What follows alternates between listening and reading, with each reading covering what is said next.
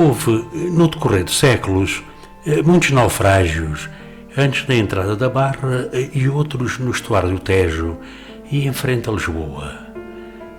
É vasta a listragem com centenas de navios afundados na costa portuguesa e também um grande número no Rio Tejo, em especial à entrada da Barra, mas igualmente a montante. Um dos casos mais conhecidos é o da nau Nossa Senhora dos Mártires, afundado em 1606, no seu regresso da Índia, carregada de pimenta preta e outras especiarias, e mostrados alguns deste espólio na Expo 98. Há também registros que começaram há centena de anos, terminando já no século XX. Temos o Fidel Amante, em 1689, o Santo Antônio de Pádua, o Santo Antônio das Almas, a Sereia, a Santa Catarina, todos em 1724, na zona da Barra. Le Continu, em 1727, La Neptune, em 1745, o Bombay Castle, em 1796. Em 1917, o caça-minas Roberto Ivens, da Armada Portuguesa. Aconteceu isto um ano depois da Alemanha ter declarado a guerra a Portugal, durante a Primeira Guerra Mundial. E tudo aconteceu na Barra do Rio Tejo, quando o navio da Armada Portuguesa colidiu com uma mina ali colocada por um submarino alemão que passou pelas águas portuguesas. A explosão fez o navio partir-se em dois, tendo-se afundado em poucos minutos e provocado a morte a 15 membros da tripulação. Estes são apenas alguns exemplos de navios que submergiram junto a Lisboa, e a estes soma-se também o emblemático navio de salvamento Patrão Lopes, em 1936, que se perdeu ao ser perfurado pelos mastros do batelão Franks que tentava salvar. E temos depois então o icónico Tolan, na qual pereceram 4 pessoas, quando se virou após chocar com o navio sueco Paraduna. Esteve então o Tolan encalhado entre 1980 e 1983, resultando então deste seu afundamento uma amostra do casco que contribuiu para uma contínua peregrinação visual até à sua remoção 3 anos depois, em 1983. Mas um dos mais impressionantes naufrágios acontecidos junto a Alcântara foi o do paquete francês Ville Victoria, e a rapidez com que tudo aconteceu e a quantidade de vidas perdidas. Em 10 minutos foi o bastante para que o Ville de Victoria desaparecesse nas águas do Tejo, à vista incrédula de todos os que presenciaram a tragédia naquela fria madrugada de vésperas de Natal de 24 de dezembro de 1886. Momentos antes, tudo corria de feição, com a natural azáfama e burburinho de dezenas de homens a circular num convés, e o navio francês procedia então ao abastecimento e carregava mercadorias que deveriam zarpar na manhã seguinte para o Rio de Janeiro.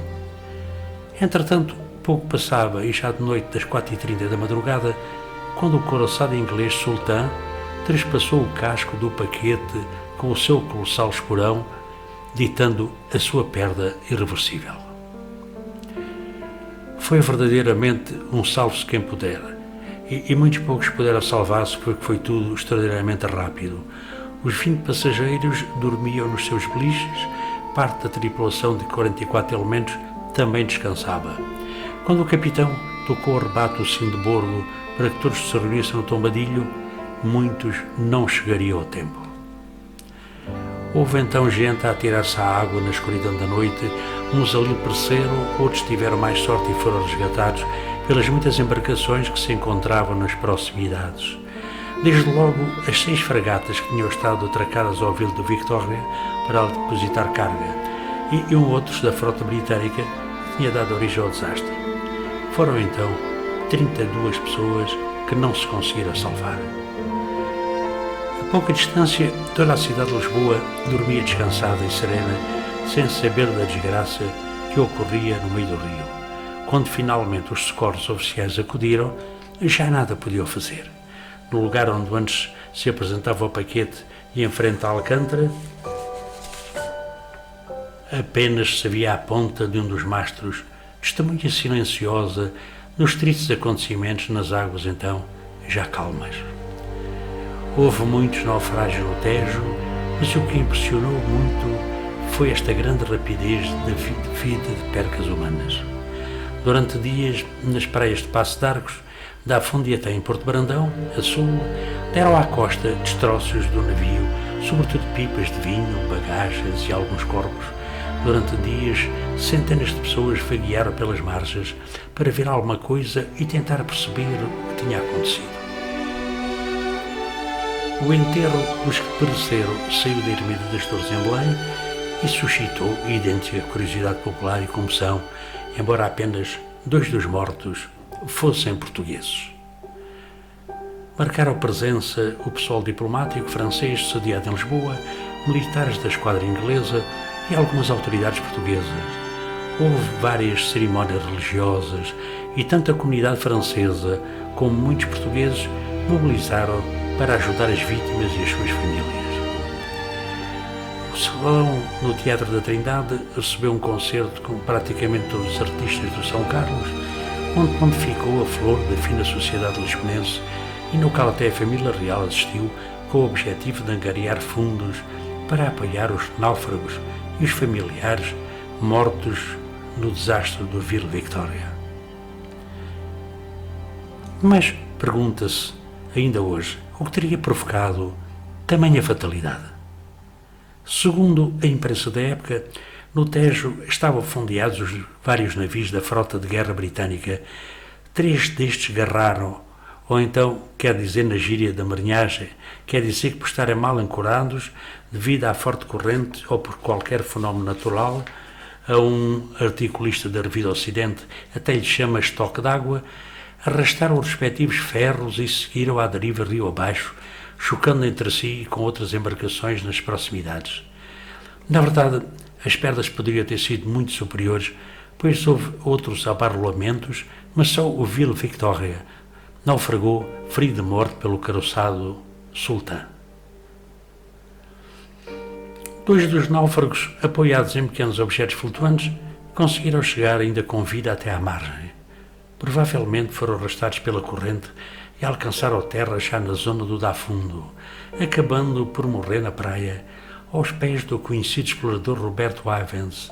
A história foi muito contada pela imprensa da época, revelando-se que um dos homens trazia preso ao colete uma carta que estaria a escrever às 4 da madrugada, a hora fatal em que o navio iniciou um mergulho eterno para as profundezas. Roberto Ivens encontra-se então no Areal, local onde na época orientava a construção daquela que seria a sua casa, um bonito chalé ali existente. Perante a situação tão dramática, o grande explorador tinha chegado há pouco a Portugal vindo da África, presenciando então um facto tão impressionante, logo chamou a si a missão de encontrar a senhora destinatária da carta, que era residente em Finisterre, na Galiza. Tudo indica então que esta sofrida carta, salva das águas por aquele homem que a transportava, seria uma mensagem de amor para a mulher que amava. Tomamos por certo que também Roberto Ivens pensou na intenção do fim epistolar e com a tenacidade e perseverança que um ano antes lhe tinham sido publicamente reconhecidos, quando também ele desembarcava no Tejo, vindo da exploração das posições portuguesas da África, conseguiu levar a epístola ao seu destino e no meio da tragédia tão pungente, este acontecimento até emprestou alguma nota romântica a este chocante acidente marítimo. Há apenas, no meio de tudo isto, também mais uma pequena boa notícia de alguém que escapou à morte, ainda com uma ponta de ironia do destino. No relato do singular naufrágio do Vila Victória, a história de um alemão do nome Schneider. Este passageiro, ciente que o Vila Victória só zarparia de manhã, preferiu hospedar-se em terra em vez de ficar a bordo. Salvou-se, mas, tal como os outros sobreviventes, perdeu os seus pertences porque durante a noite lhe flagrou um terrível incêndio no Hotel Frankfurt, onde dormia. Roberto Ivens morreria 11 anos depois na Casa do Cedro, na mesma praia, e quem sabe, olhando o Tejo e recordando o naufrágio e a sua carta, o rio onde ainda repousam os destroços do Vila de Victória e não muito longe do caça-minas, batizado em sua homenagem, afundado em 1917 e após embater numa mina alemã.